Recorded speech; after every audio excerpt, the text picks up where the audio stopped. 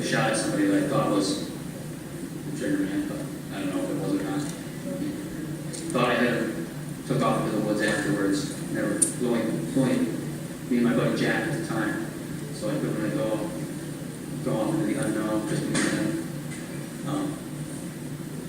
And then shortly after that, just 4 days ago, almost to the day, November 5th, 2009, Specialist Gooch and Specialist Lamont were killed right next to where Dale and the rest of his squad were killed too.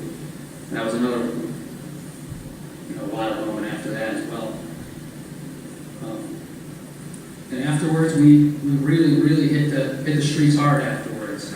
We started spending, myself and other members of my team, who also I forgot to mention, a great man named Gary Sheffield. He was our forward observer, and don't want to leave him out by any means. He was with us on just about every single one of our missions, and he's a good guy.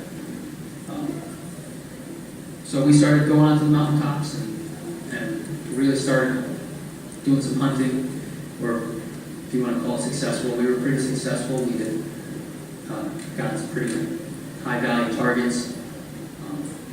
Pretty confident that we had either gotten the people that had planted the bomb itself, or at least their support structure, in a village called Charabah, outside of Jellalabad. And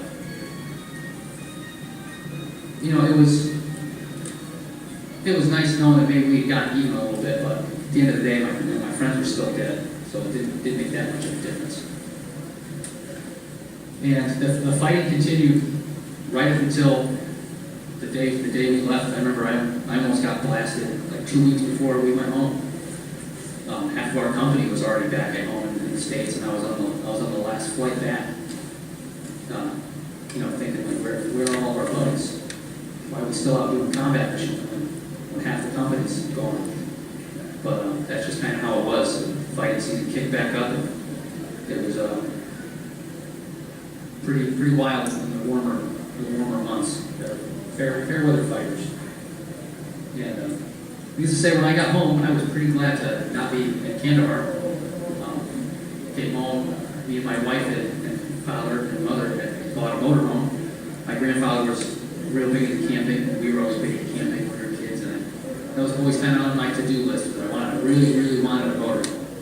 And we bought one, and lived in it for a few months. Had a ball. Felt like I was on vacation for 6 months, living in a camper. And I was sad to leave all my brothers. When we got home, we all kind of got scattered to the wind. I didn't necessarily get kicked out of the sniper section, but they said, "Hey, you're not staying in." Some other people didn't have their opportunity. There were good buddies of mine that had replaced me, so it was all well, but I was sad to not be a part of it anymore. And on December 20th, I received my discharge papers. I was honorably discharged.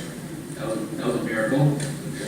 No, I'm just saying that sarcastically, but I was glad. I was glad to be out when I got home. And we had a real fun trip. Me, my wife, and father all drove across the country in the motorhome. Got to see a lot of America we hadn't seen before. That was an experience I'll never forget. Made it back for Christmas, and I was happy to be home, and miss my loved ones and miss my freedoms. And it had been a long journey since I had taken an oath to support and defend the Constitution at MEPS in Springfield. And it was good to let out a sigh of relief finally that it was done. And I was back at home. And then my civilian life, right out of the military, pretty quickly I got back into school. I went to Tunsis originally, and I had a lot of ambition and still do, to start my own business.